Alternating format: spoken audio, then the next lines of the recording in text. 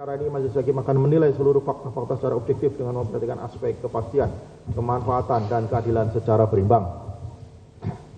Agar dapat menegakkan hukum, dapat diterima oleh semua pihak dan setelah mempertimbangkan motivasi dan akibat dari perbuatan para terdakwa, serta keadaan-keadaan yang memberatkan dan keadaan yang meringankan sebagaimana pertimbangan di atas, hukuman yang akan dijatuhkan kepada para terdakwa harus dapat memberikan manfaat dan tujuan pemidanaan itu sendiri, yaitu memberikan rasa keadilan kepada semua pihak. 2. Bahwa untuk menentukan lamanya setelah pidana penjara yang dianggap sesuai, selaras, dan setimpal untuk dijatuhkan kepada diri para terdakwa sesuai dengan perbuatan dan kadar kesalahannya, maka Majelis Hakim berpendapat untuk membina prajurit tentunya harus dijatuhi hukuman yang sesuai dengan azas dan tujuan penghukuman. Bagi yang bersalah harus ada sanksi yang tegas. Tujuan penghukuman juga bukan untuk balas dendam, akan tetapi supaya dapat menimbulkan efek jera bagi para terdakwa dan bagi prajurit lainnya agar tidak melakukan tindak pidana yang sama. 3. Bahwa setelah Majelis Hakim mempertimbangkan motivasi dan akibat dari perbuatan terdakwa serta keadaan memberatkan maupun keadaan-keadaan yang meringankan pada diri terdakwa. Selanjutnya, berdasarkan fakta-fakta yang terungkap di persidangan, para terdakwa telah mengakui perbuatannya tersebut dan menyadari dan mengisafi akibat yang akan ditimbulkan dari perbuatan tersebut. Kemudian nilai dari akibat perbuatan dan kadar kesalahan masing-masing terdakwa sesuai dengan fakta di persidangan bahwa terdakwa secara tidak langsung terhadap para terdakwa lainnya, sehingga membuat para terdakwa lainnya memiliki rasa dendam dan sakit hati layaknya yang dirasakan oleh terdakwa 1 terhadap korban saudara Andi Yunus. Dan awalnya terdakwa 1 hanya ingin memukul saja, setelah terdakwa 1 telah melakukan provokasi secara tidak langsung pula terhadap para terdakwa lainnya dengan memperlihatkan video saudara Yunus pada saat menggeruduk rapat terkait pembahasan Undang-Undang TNI di Hotel Fairmont dan sekaligus mengajukan diri sebagai eksekutor pada saat penyiraman air keras terhadap saudara Andi Yunus.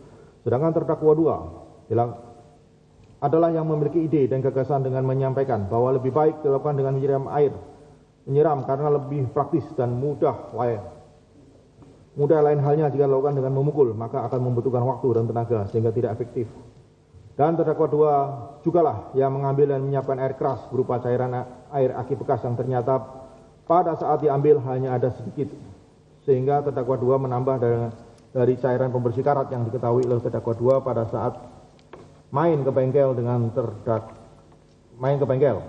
terdakwa 4 di sekitar awal bulan Januari 2026. Kemudian campuran air aki bekas tersebutlah yang akan disiram ke saudara Andi Yunus pada saat nanti jika bertemu dengan saudara Andi Yunus dengan tumbler yang digunakan juga milik terdakwa 2. Sementara itu, terdakwa 3 adalah seorang perwira berpangkat kapten dan yang paling senior. Seharusnya terdakwa 3 mampu memperingati dan jadi terdakwa 3 malah membantu perbuatan tersebut tapi justru terdakwa 3 pada hari Rabu tanggal 11 Maret 2026 di kantor Mes Denma Bais TNI di lantai 4 kamar nomor 1 dan pada saat pelaksanaan di hari Kamis tanggal 12 Maret 2026 terdakwa 3 dan terdakwa 4 ikut mencari saudara Andi Yunus di sekitar kantor Kontras dan kantor JLBHI.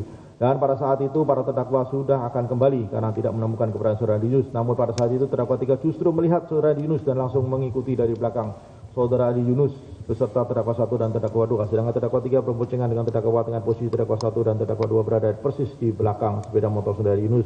Sedangkan terdakwa 3 dan terdakwa 4 berada di belakang terdakwa 1 dan terdakwa 2. Dan setelah kejadian, terdakwa 3 dan terdakwa 4 tetap lurus dan kembali ke Denma Mabes TNI. Sedangkan terdakwa 4 sebagai pembonceng terdakwa 3 juga menyetujui ide dari terdakwa 2 untuk melakukan penyiraman terhadap saudara Yunus tersebut. Dan terdakwa 4 juga terdakwa 4 juga tersulut emosi dengan video tersebut karena terdakwa 4 sebelumnya juga pernah melihat video tersebut pada tahun 2025. Namun pada saat itu terdakwa 4 tidak bereaksi dan overresponsif terhadap video tersebut. Bahwa berdasarkan dari dokter spesialis mata, Dr. Farabi Marta yang menangani korban saudara Andi Yunus, bahwa pada bola mata sebelah kanan saudara Andi Yunus kemungkinan besar akan menjadi cacat berat karena hingga saat ini saudara Andi Yunus tidak bisa membaca walaupun dengan huruf yang berukuran besar, namun masih dapat merespon dengan melihat cahaya.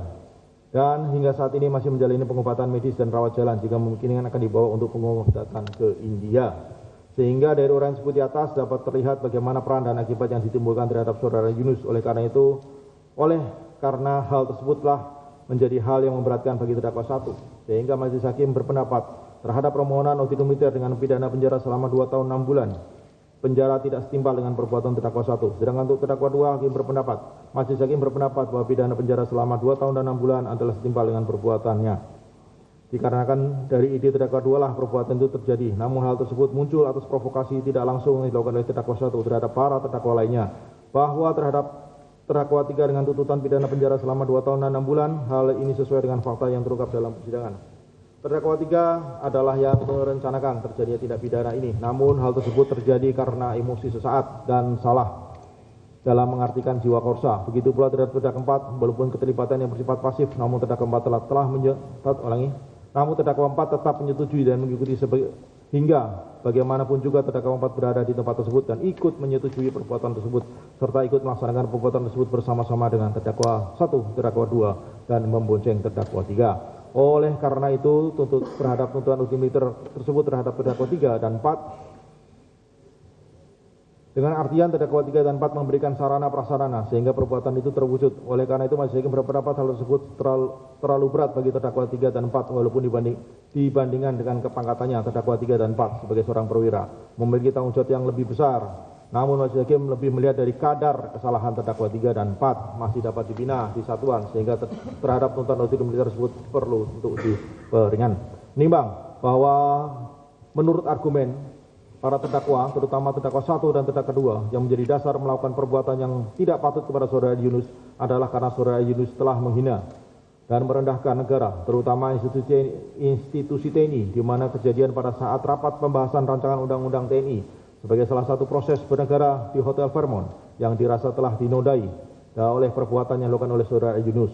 Namun hal ini majelis hakim menilai, namun dalam hal ini majelis hakim menilai hal ini tetap tidak dapat diterima sebagai alasan logis para terdakwa untuk melakukan perbuatan ini. Majelis hakim tetap memandang bahwa tindak pidana ini adalah suatu perbuatan tindak pidana yang harus dipertanggungjawabkan secara hukum oleh para terdakwa, bahwa para terdakwa telah mencederai keharmonisan yang ada dan terlebih telah menurunkan citra TNI sebagai institusi terhormat di negara ini.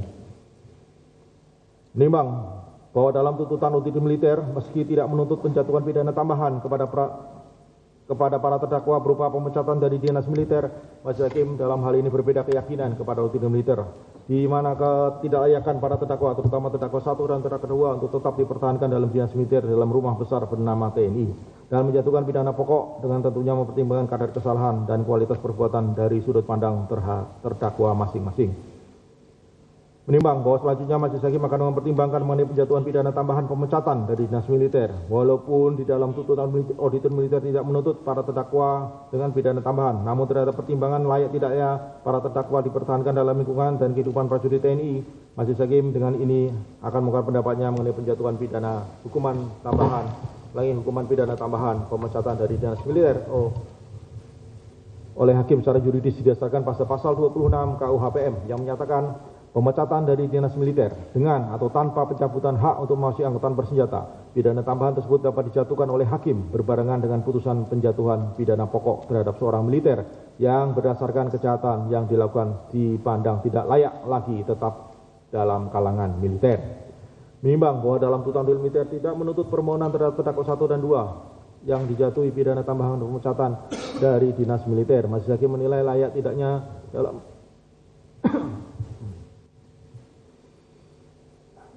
majelis hakim akan menilai layak atau tidaknya dalam perkara para terdakwa yang terbukti secara sah dan meyakinkan melakukan tindak pidana dengan pertimbangan sebagai berikut. 1. Perbuatan para terdakwa merupakan akibat dari provokasi secara tidak langsung dari terdakwa 1 dan ide dari terdakwa 2 yang menyarankan agar untuk menggunakan air keras agar cepat dan praktis daripada memukul yang mengakibatkan penderitaan korban lebih berat dan fatal. 2. Bahwa terdakwa 1 dan 2 merupakan prajurit yang pernah berdinas di satuan marinir yang sudah dilatih untuk menghadapi namun terdakwa 1 dan terdakwa mengkhianati negara dengan melakukan penganiayaan dengan cara menyiram saudara Yunus dengan air keras, di mana saudara Yunus yang notabene merupakan rakyat biasa dan hubungan TNI dengan rakyat tidak boleh dipisahkan. Berintikan sifat-sifat kerakyatan, ini TNI harus memiliki sifat keprajuritan tanpa memiliki sifat-sifat kerakyatan dan dia bukanlah prajurit yang ideal.